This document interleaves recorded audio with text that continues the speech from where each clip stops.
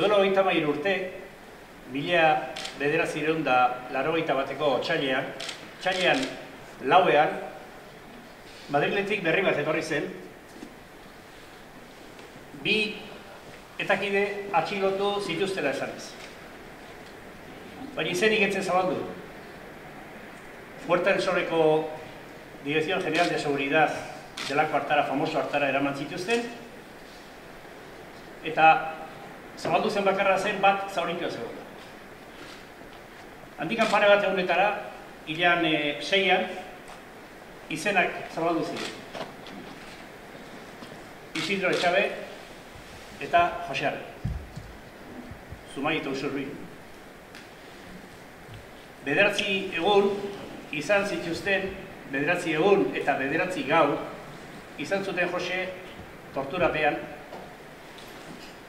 eta sumarian agertu zenez, agirian agertu zenez, 73 polizia aritxo omen ziren hortan. Gutxienez 73. Handikan 9 egunetara, hilean 12an, ikusirik Joseren egoera penagarria zela, poliziak erabaki zuen Karabantxelgo espetxeko erietxera eramatea.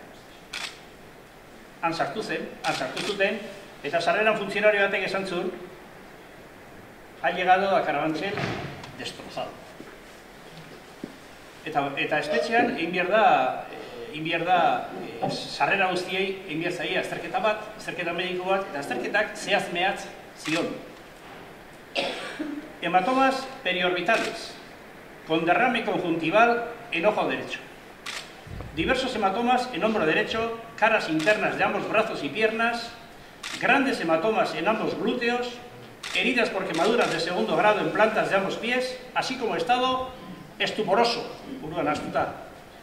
Disnea intensa, arnas sartu ezinik.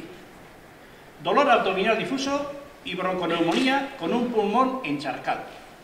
Horrela ingresatu zuten Karabantxelko erietxera. Gauan pasatu zuen, berak esatzen oso latza izan da, dakizue. Hurrengo goizean, hurrengo egunean, horren gaizki zegoen, erabaki zuten erietxe zibil batera eramatea, Jose. Hilan 13 zen, eta bidean hiltzen. 30 urte zituen ordu Jose. Epaiketa horietatikan, gero hobeto kontatuko dute, baina epaiketa horietatikan badakizue ez zen ezer atera, gero itzengo duten bezala. Bakarrikan, hemen gaude, Joseri gertatu zitzaiona gogoratzeko, eta oro har, torturari buruzko solasaldi bat egiteko. Maian, nire ezkerrean, Maribi Arregi, Joseren arreba, eta eskerrak, berezik eskerrak eman nahi dizkiot, tinko, valiente, firme beti, bere anaiaren memoriari eusteat. Eta galdera bukaeran izaten dira, baina atzeko zaurrea zerbait jatika, nik neuk, galdetuko nioke, Maribiri, nolako zen Jose Maribi? Kontatu bizkak, nolako zen Jose? Etxean izan dide, etxe giroan da, hola. Jose zan, estaturaz oso txikila zan, baina persona bezala nik izan nuke haundila zala, berezila zan. Txistelarila zan, xirikaria, danai amorrozkia gustatzen zitzaion, baina hobea hiri hartzea zitzaion bat ere gustatzen, hori izki hartzen zuen. Danai laguntzeko presteote zan, laguna zan zarrakin, gaztiakin, umetxuakin, pixka saltzeruare bazan, gauza asko probatzea gustatzen zitzaion, medin egitzea gustatzen zitzaion, deportia, dantzatalde bat osatu zuen, eta nire orduko preokupazioa zen amak zein behar du, ama nola hartuko du. Eta, bueno, bere ganak nintzen, da pentsatu. Batentzako seme-alaba bat galtzia hain gogorra da berez, eta era hortan hiltzia, baindikan gogorra. Ni ama naiz, eta orduan pentsatzet, nik ez dakit nola bizik agontatu lehiken, era hartan ikusi bere seme bat ditzuela, eta... Zuk zer sentitu zenuen, epaiketa horrelako zigor eskaxak jarri zizkiela? Kriston amorrua, baino baginekien alperrik ezer ez genezakela egin. Beraien gezurra gure egila baino gehiago balio zula. Eta alde hortatik, ikusi izan ze zigor izan zuen. Gainetik kondekoratuk izan zian, eta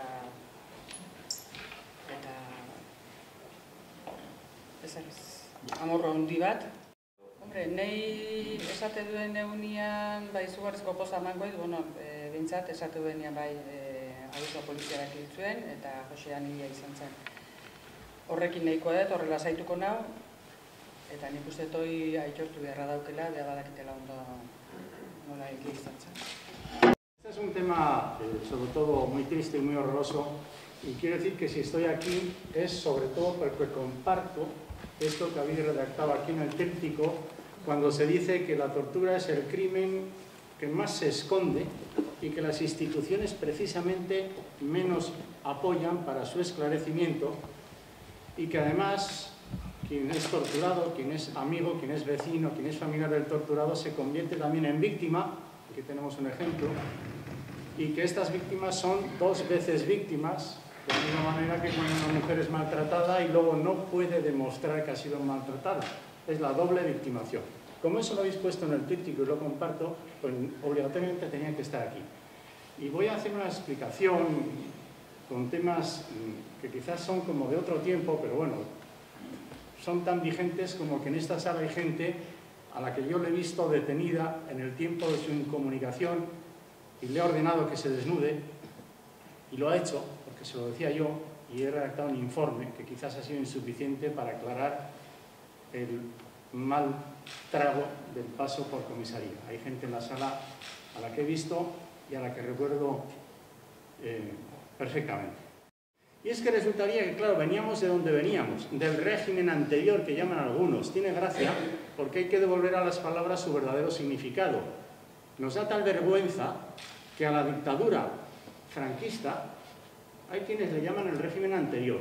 Y tú pones la tele hoy y ves debates en el Parlamento que cuando se están refiriendo a la etapa de la dictadura, por vergüenza, se le llama a esa etapa histórica, incluso historiadores, el régimen anterior, por no utilizar la palabra adecuada. De la misma manera que otro asunto, y nos lleva al año 81, enseguida me meto en materia, se dice el intento de golpe de Estado de 150 guardias civiles, al frente de los cuales estaba precisamente Tejero, y uno de los que habla ahí delante va a ser el capitán Muñecas, precisamente ahora señalado en la causa en Argentina, y que es conocido en Zarauz y en Tolosa.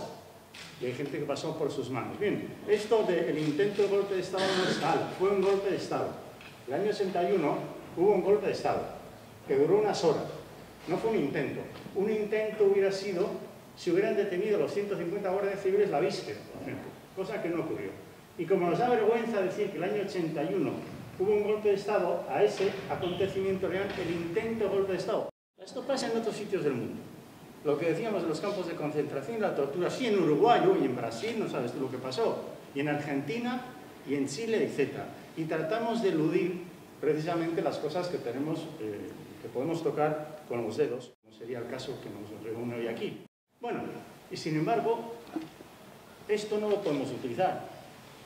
No puedo yo ir a una reunión de otros colegas en Madrid y decir, espérate un poco que ahora yo voy a hablar de lo nuestro, de lo que aquí al lado, de lo de mi casa, de lo de mi vecino. Esto, amigo, no me lo saques. Esto produce mucho escándalo, más seguramente, y espanto y horror a vosotros, que habéis conocido a José Arregui, ¿no? Pero cuando de estas cosas hablamos como en detalle, la gente elude el asunto rápidamente y te pone los ejemplos del otro lado del planeta, como estoy diciendo ahora. Esto tiene algo que ver con lo que pasó también en ese momento de la transición a la transición, cuando se hicieron una serie de negociaciones por las cuales hubo, por lo visto, que dejar de hablar de una serie de temas, y efectivamente la tortura sería ese tema que está en el cajón y que siempre ha estado como el más escondido. Bueno, y así entonces me encuentro yo como médico forense en el juzgado con una serie de jueces con más sensibilidad, con más criterio, y otros que llegando aquí no podían creer directamente. O sea, ¿qué os voy a decir? Un juez, cuando tú ibas y decías, hemos visto a un individuo que no se sujeta de pie, no podía creérselo. Llegó un momento por nuestra parte en que dijimos, venga usted a verlo, o sea, usted me envía a mí, yo voy, vengo, le cuento lo que hay, no me cree, acompáñeme mañana. Y algunos de aquellos jueces se terminaron quizás convenciendo poco a poco por ejemplos que se iban dando. Cuando había algún detenido que nos decía, hombre, en el sitio donde me han tenido hay un tubo metálico que recorre la habitación, que es como de calefacción, me han tenido colgado ahí. Eso puede ser verdad o puede ser mentira. Hasta el día en que recorriendo las instalaciones pasas por una de las, digamos, despachos u oficinas donde ves precisamente ese tubo. Y entonces no hace falta ser forense para darte cuenta de que seguramente es verdad algo de lo que has oído. Y esa historia se suele centrar mucho en Intxaurrondo, para Guipúzcoa. Los detenidos solían estar en este edificio que veis aquí, entre pisos. Una cosa que a nosotros nos llamaba la atención, porque también había otros lugares en la instalación, pero era sorprendente que había casas en viviendas, pero el tercer, cuarto, quinto piso de pronto estaba ocupado como en oficinas. Y algunos, quizás algunos aquí presentes, pasó por ahí. Esto era así, incluso nos sorprendía a nosotros también, que no eran unas instalaciones como muy propias para hacer la gestión de las incidencias que de sí un detenido. Y la otra, donde se pusieron las habas, y bien, es la 513 Comandancia del barrio del Antiguo. Ese es un croquis de cómo era el sótano de este edificio. Si aquí tenemos la calle para llegar hacia Donostia, aquí estaría la playa, y la salida hacia Madrid, la entrada con unas escaleras, y por ahí debajo vemos las salas con su número, con su identificación, y una serie de inventos a modo de bañera con algunas de estas celdas. Y estas celdas las he conocido, las he llegado a ver, porque algunas de las veces algunos de los reconocimientos se hizo directamente en la celda. Era una cosa absolutamente horrorosa, yo diría que indigna incluso para los profesionales que trabajaban ahí. O sea, que no os digo nada lo que era esto para el propio detenido. Tan horrorosa e indigna que el día que vino el Comité Europeo de Prevención de la Tortura, siendo gobernador civil Jáuregui ordenó la clausura de los calabozos. Porque Jáuregui bajó a ese sótano y cuando los vio con este comité que venía de Europa se quedaron tan asombrados de cómo era el sitio que decidieron clausurarlo. Ese era el sitio por donde han pasado miles de guipuzcoanos antes de que se inaugurara lo de Intxaurrondo.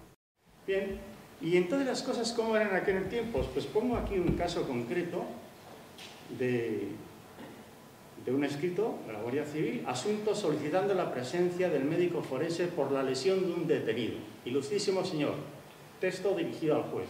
Esta persona de Ordizia, que ha sido detenida la madrugada del día 20, cuando sobre las 9:30 del pasado 21 el citado detenido era trasladado de los calabozos a otra dependencia para proceder a su interrogatorio, agredió a los 3 hombres que le custodiaban, mordiendo en el pulgar a uno de ellos, propinando una patada a un segundo y escapando de las manos a un tercero que le sujetaba, propinándose un golpe en el entrecejo y parte de la nariz contra una mesa. Lo que había ocurrido realmente con este chaval de Ordizia es que tuvo un trauma craneal tan grave que se asustaron en el contexto de la tortura y se inventaron este asunto tan vulgar que muchas veces hemos leído en textos de los años 40. O tú te vas al asunto de Miquel Zabalza y cuando se aparece del túnel de Endarlaza es la misma historia. Se ha fugado de 3 agentes de la Guardia Civil, dando una patada a uno y tal y cual. O sea, una historia que cuando te la contaban reiteradamente por otros ejemplos equivalentes no se la creía ya ni el juez que había venido, ni yo, ni otras personas que trabajaban en el juzgado. Era de una vulgaridad, incluso el relato, en la forma en cómo se habían soltado los azulejos del suelo o habían resbalado yendo a ducharse. Era tan vulgar el asunto que no se hacía creíble. Y entonces nosotros en aquel tiempo diferenciamos entre si era un abuso por exceso policial, si era un maltrato policial o si era una tortura policial. Y claro, había veces en que esto se podía llevar así, pero es que ha sido en el contexto de la detención. Hemos tenido que dar un montón de empujones y golpes y no se quería montar en la furgoneta. Pero claro, teníamos que objetivar, porque yo puedo decir lo que queramos entre nosotros, pero sin sede judicial no puedes ser demostrativo, lo que tú dices no sirve para nada. Y además estábamos en este contexto en que los poderes públicos no se pueden creer y no se quiere saber. Además, esto chirriaba en las manos de fiscales, de jueces y de gobernadores civiles y de todo. Y por parte de los médicos forenses siempre estamos un poco en la discusión entre lo que es simulación y disimulación. Una cosa que suele ocurrir. Yo puedo decir, a mí toda esta noche me han estado dando patadas. Hombre, toda la noche no habrá sido. Sí, toda la noche. Pero toda la noche dando patadas, si precisamos un poco más, igual no es exactamente así. Y a veces había formas de expresarse que se hacían incomprensivas de cómo le van a haber estado dando patadas toda la noche, por favor. Y de esa manera a veces se descalificaban los asuntos. Para las mismas épocas y en las mismas fechas ocurrió lo de Lasa y Zabala. Yo quiero que entendáis entonces que todo esto, y ahora vamos a ver quiénes lo hicieron, porque se juzgó a todas estas personas que veis aquí, a Rodríguez Galindo, al gobernador civil de Guipúzcoa, al Partido Socialista, a varios guardias civiles, a Rafael Vera y a Jorge Argote, que era el abogado que tenía la Guardia Civil siempre, y aquí estaban estas dos personas que habían desaparecido. Bueno, estas son algunas de las cosas que encontramos en el cuerpo de Lasa y Zabala, y de nuevo se nos planteó en el momento del juicio pues ese problema forense, que es técnico, que no tiene solución. O sea, si resulta que no quedan partes blandas y estamos manejando solamente la evidencia esquelética, ¿tú cómo sabes que les han torturado? Yo no tengo ninguna foto de los hematomas, pero nos hemos encontrado con algodones, esparadrapos, tiritas, mercromina, vendajes. ¿Tú te crees, por qué crees que llevaban, estando desnudos, los vendajes, las tiritas, los algodones en las narices? ¿Por qué crees que las llevaban?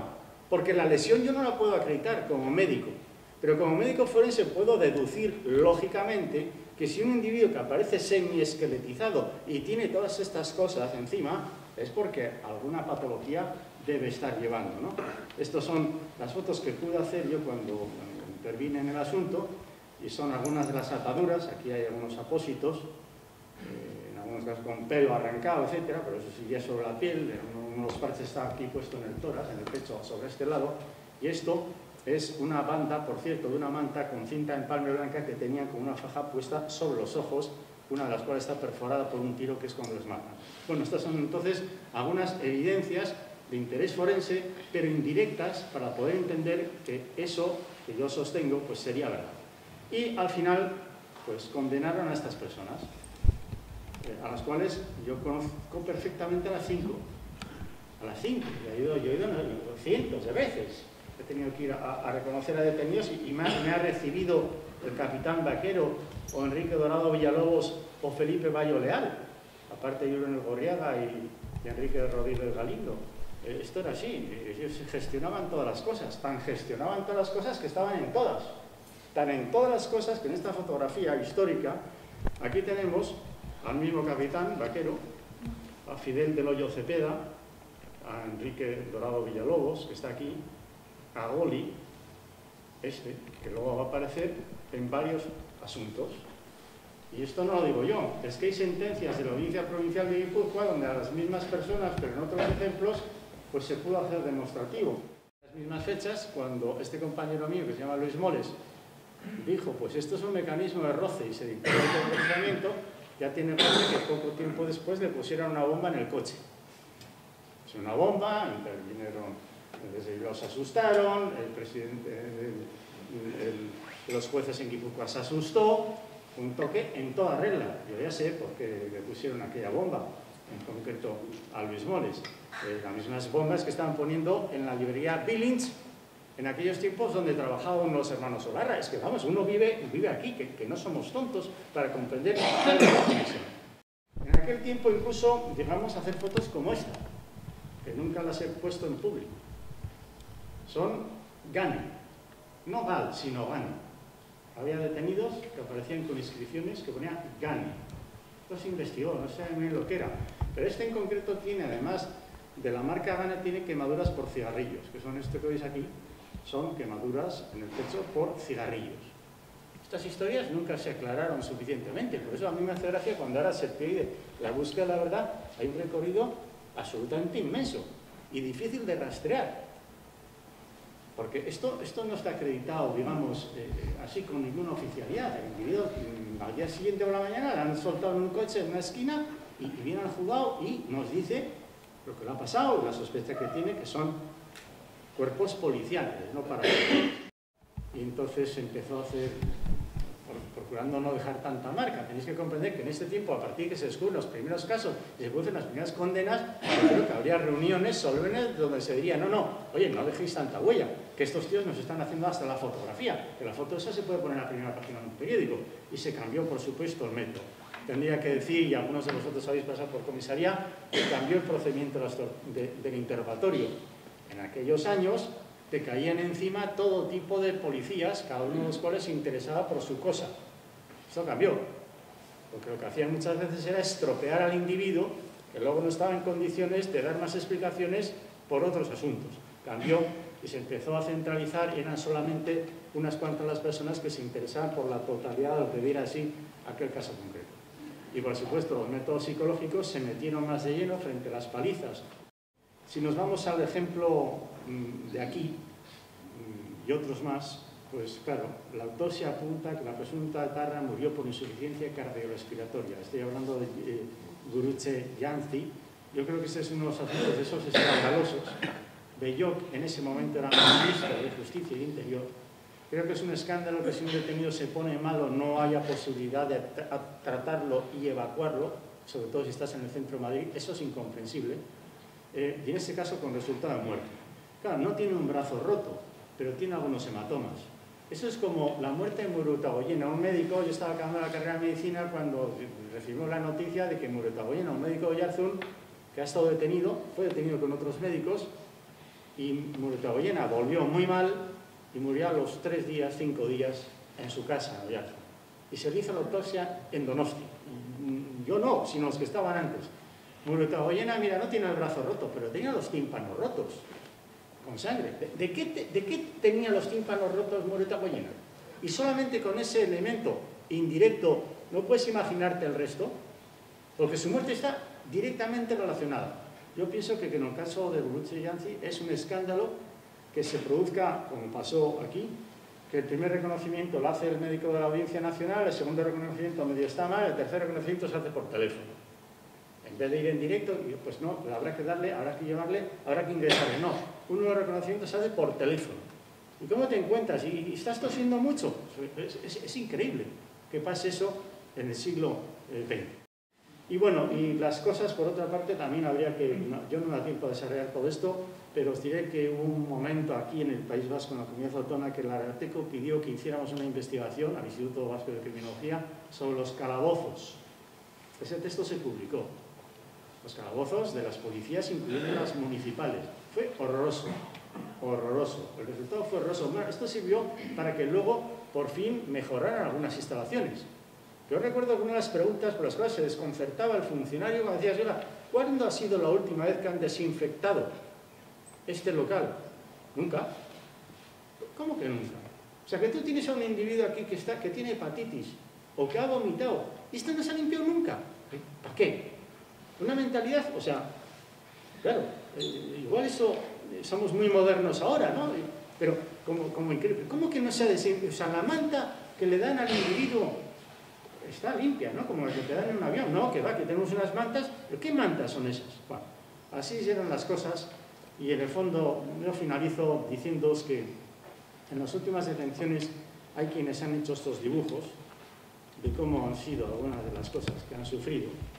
Y la preocupación, esa forma de colocar la goma espuma para que no se hiera o se lesione contra los bordes de la silla o del banco. Claro, alguien cuando yo explico eso me dice, eso es mentira, eso forma parte de una estrategia. Sí, pero si vinculamos lo pasado con lo reciente, desde el caso José Arregui al de Unai Romano, diré que Unai Romano no se murió de milagro.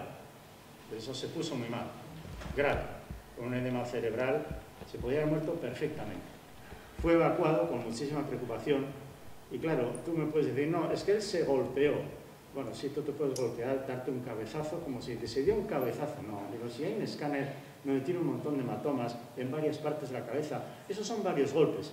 Y en todo caso, quizás no fuimos suficientemente demostrativos porque naturalmente hubo contrainformes. Bueno, yo finalizo con estas imágenes para deciros que en el Instituto Vasco de Medicina Legal existe un protocolo desde hace unos cuantos años que hubo tal persistencia de la mano de varios forenses y en base al protocolo, ya que todo esto se ha organizado mucho más y mejor, que yo creo que es una de las razones por las cuales no dejan ni un minuto de tiempo al detenido hoy. El detenido es evacuado pero echando chispas. Hay que procurar que no pase por las manos de esos jueces incómodos o de aquel forense que está tocando las narices. Lo veo de esa manera. Y un asunto que no funcionó de esa manera y que por lo tanto se pilló fue el de Porto y Sarasola. Porque por X o por B resultó que alguno de ellos lo hospitalizaron. Ya, bueno, lo hospitalizaron porque fue visto por un médico forense que se asustó tanto que ordenó su hospitalización. Y entonces a partir de ahí se organizó todo el lío. Se hicieron las fotos, se cumplió el protocolo, y esos protocolos, bueno, finalizo con estas son las manos de uno de ellos, finalizo con lo siguiente. Fijaros, me pregunto, ¿cómo es posible que en 1914, en torno a estos temas, no hayamos querido tener unos protocolos mucho más serios? Daría la casualidad que una de las cosas en las que yo creo que más consenso ha habido en la Comunidad Autónoma del País Vasco en los últimos 20 años, donde nadie ha dicho que no lo ha apreciado muy bien, fue cuando Emakunde puso en marcha el protocolo de atención sanitaria a las víctimas de la violencia doméstica. Todos los partidos políticos, todas las instituciones, todo el mundo dijo que era elemental. Ante esas avalancha de denuncias de mujeres, todas las cuales podrían ser falsas también. Podrían ser falsas, ¿no? Pues como sabemos que no son falsas, aquí la gente se puso en serio y puso en marcha un protocolo, y quiero que veáis los papeles para hacer un contraste con respecto a los papeles que se redactaban en el año 80 y tantos. Aquí está la primera página del papel, y es obligatorio que en el punto segundo se expongan los hechos que motivan la asistencia. Es decir, aquí la mujer relata y dice lo que tenga que decir. Fijaros lo que era para nosotros en los años 80 y pocos ir a reconocer a un detenido y que te dijera la policía o la Guardia Civil, está incomunicado, no, usted no puede hablar con él. ¿Pero cómo que no puedo hablar con él? Yo podré preguntarle algo, no, es que está incomunicado, usted solamente le puede mirar. O sea, no puede preguntarle, ¿cómo que no? Entonces esto no es un reconocimiento médico. Y así andamos una especie de juego, y tenía que intervenir el fiscal para decir, pero no, por favor, si va un médico a hacer un reconocimiento y le quiere preguntar si está tomando anticonceptivos, habrá que saberlo. O antibióticos, o otros fármacos. Bueno, aquí es obligatorio hablar de la exposición de los hechos, de los antecedentes de interés personal. Hay una exploración física donde hay que dibujar todas las lesiones que existan sobre el plano de la piel, fotografías, etc. Hay que hablar, punto número 5, importantísimo, del estado emocional, la esfera psicológica, de cómo está esa persona ahí. Hay que hablar de las exploraciones complementarias si fueran necesarias, hay que establecer un diagnóstico, hay que poner un tratamiento, y el punto número 9, hay que organizar un plan de actuación con respecto a esa mujer. Ya quisiera yo que el protocolo que hemos decidido entre todos por unanimidad, sin ninguna pega, a propósito de la violencia de género, estuviera como obligatorio y puesto en marcha para estos mismos otros asuntos en todas y cada una de las jurisdicciones y donde hay detenidos. Finalizo con estas imágenes, porque al fin y al cabo tienen algo que ver con lo de hoy también. Hace unos cuantos años, 2011, colocaron esta placa, simbólicamente, en ese edificio de la Puerta del Sol de Madrid. Ese edificio en recuerdo de todas las personas aquí detenidas, encarceladas, torturadas y asesinadas durante la dictadura franquista por defender la libertad y la democracia y la justicia social. Naturalmente, alguien fue a quitarla. Ahí tenéis quién la quitó. Ahí está la fotografía en la que tiene que despegar ese cartel simbólico, que lo lógico sería, puesto que fue un centro horrorosísimo, que desde la democracia se reconociera esta cuestión como se ha hecho en otros lugares del mundo. Pero esto quema muchísimo y naturalmente lo quitaron. Las mismas manos que seguramente arrancan de vez en cuando estas otras pegatinas, y que en actos como este, y seguramente con la responsabilidad que tenemos también de cara a los próximos años, nos corresponde a todos pues intentar aclarar todo este asunto y sumarlo y generar un informe técnico que adquiera oficialidad para sentar una verdad que efectivamente, como decís vosotros en el texto, está absolutamente escondida, y nada más. Azken azterketaren arabera, azken 50 urtetan 9.600 kasu zehaztutak daudela, ez torturaren inguruan edo torturatuak izan direnak. Dagoeneko, eta datu hauek dira orain dela hilabete, 2 hilabetekoak, 5.600 testigantzak zuzena jasota ditugu. azken 50 urtetan 40.000 inguru atxilotu egon direnez, horrek esan nahi du, 4 atxilotuetatik bat torturatua izan dela. Kasu horietan, eta azken 60 urtetan, gutxienez 17 hildako egon direla torturaren ondorioz. Guk fetxa bat abiapuntu bezala jarri genuen, data bat, hain zuzen ere giza eskubideen aldarrikapen unibertsalaren idatziaren ondorioz, edo hortikan abiatuta handikan aurrera, aipatu dudan bezala, gutxienez 17 hildako torturaren ondorioz. Kasu batzuk aztertzeke, egon daitezkenak, esate baterako, Gereztarena, eta bar, baina ezagunak Mikel Zabaltzarena, Jose Agarregirena, Gurutze Jantzirena, eta bar, Xabier Kalparsororena, eta bar luze bat, 17 aipatu dudan bezala. 9 egun beranduago Karabentzeleko ospitalera eramaten dute Jose, juzgadotik pasa gabe, eta prentsaren arabera, komunikabideen arabera, polizi iturrien arabera, helburu bat bazuten Madrilen aurkitzen ziren bitartean, eta helburu hori baiketa bat izan zen. Ramon Ratorena, hain zuzen ere, garai horretan bankero bat, finantziero bat, eta horren inguruan ere ondoren itzen dugu. Atenditu egin zuten Karabantzelen bertan 3 lagun, bata Iñaki Agurre, garai horretan polimili izategatik atxilotua, beste bat Grapokoa, Jose Luis Fernández, eta beste bat Luis Alonso Rivero, eta hoiei esker jakin zan kanpoan, Joseren hitzak oso latza izan dela, baita bere egoera oso larria zala, eta bar. Eta 13an hil zan. Forensen arabera, txostena sinatu zuen arabera, bronko pneumonia bat pasa ondoren edo horren eraginez. Gero hurrengo egunetan beste mediku batek Galek hilko zuen beste mediko bat, hain zuzen ere Santi Gruarrek esan zuen bronkonomionia eta txostena ikusi ondoren oso nabarmena da, bainera egin ziotela. Horren ondoren jakin zen bezala, eta zuk aipatu dezun bezala, 73 polizi parte hartu zutela galdeketetan eta torturan, DGS, Madrilgo DGS, horietako izen guztiak ezkutatu zituzten, 11-12 bat izan ezik. Izenak ezagunak dira, txostenetan azaldutako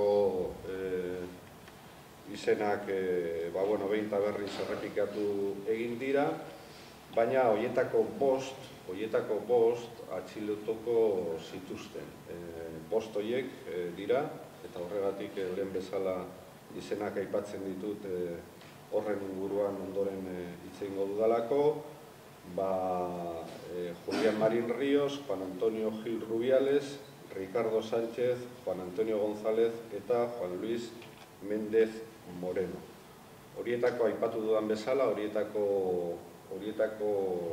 horiek atxiloti zituzten, eta ez dakit horregatik izan zen, baina oso garrantzia handia izan zuen bi kide egin zuten. Hain zuzen ere, gorpua, Jose Arregiren gorpua zizurkilera ekarri zutenean, sartu ziren eta argazki batzuk egin zituzten eta gero komunikabidetara zabaldu egin zituzten. Hauek izan ziren Amestoi Margolaria eta Juan Cruz Unzurrunzaga gero Berriako elkarrizketa batean 3 urte aipatu zuten bezala.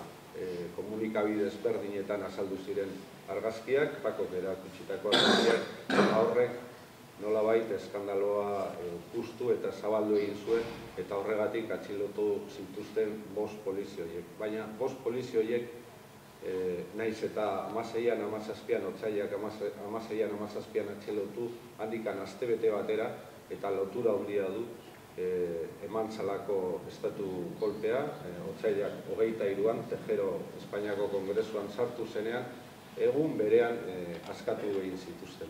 Tejero Kongresuan sartu ondoren.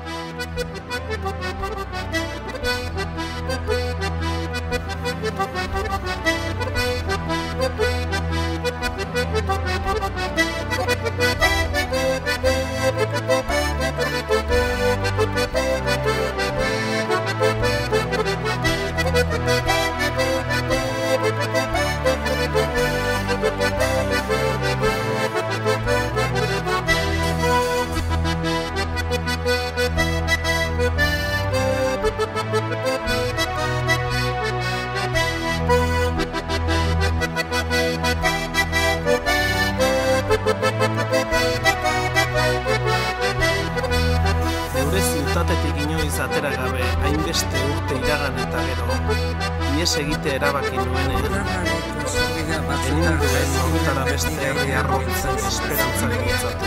Zeren, mundu gainekien, babesi zitzegoela